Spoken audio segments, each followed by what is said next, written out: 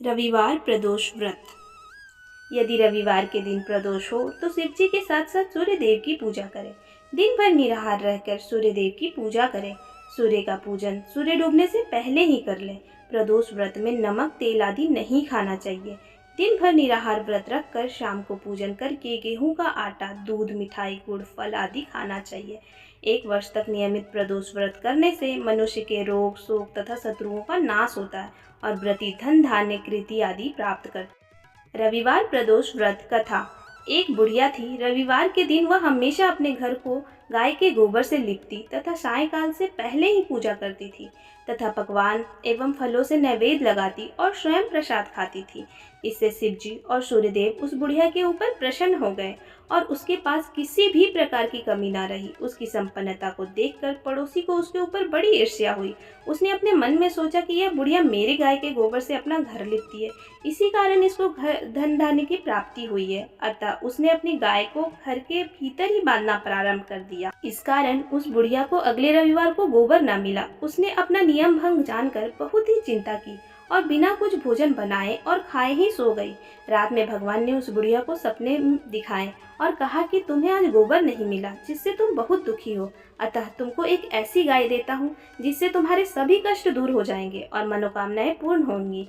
सुबह उस बुढ़िया ने देखा कि आंगन में अपने बछड़े के साथ एक सुंदर गाय खड़ी है। बुढ़िया को स्वप्न की बात याद आ गई और उसने बड़ी ही प्रसन्नता से गाय को ले जाकर बाहर बांध दिया।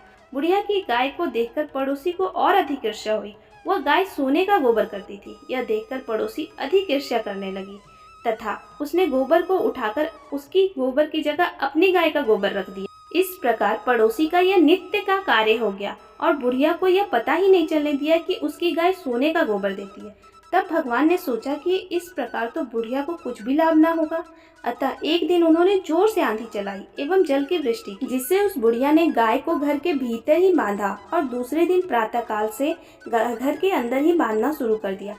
तब तो पड़ोसी ने अपना लाभ न देखकर राजा से उस बुढ़िया की शिकायत कर दी। उस बुढ़िया के पास एक गाय है जो सोने का गोबर करती है, अतः आप उससे यह गाय ले लें और प्रजा का पालन करें। राजा को यह बात भा गई और उसने उस बुढ़िया की गाय मंगवा ली। किंतु भगवान की कृपा से उस दिन गाय ने सोने का गोबर न करके साधारण ही गोबर किया।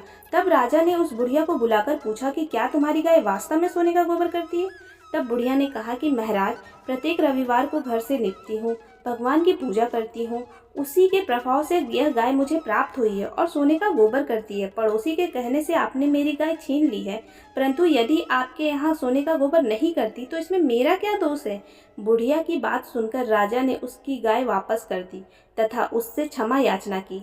राजा ने पड़ोसी को दंड भी दिया तथा संपूर्ण राज्य में घोषणा कर दी कि सभी लोग रविवार का व्रत करेंगे। राजा ने स्वयं भी व्रत करना आरंभ कर दिया, जिससे भगवान बहुत प्रसन्न हुए और राजा और प्रजा के घर में धन संपत्ति, सुख संपदा प्रदान की तथा उस राज्य की निरंतर प्रगति होने लगी और वहाँ धन धान्य आदि किसी भी प्रकार की कमी न रही तथा यह व्रत जो कोई भी करता है उसकी हर मनोकामनाएं भगवान अवश्य पूर्ण करते हैं।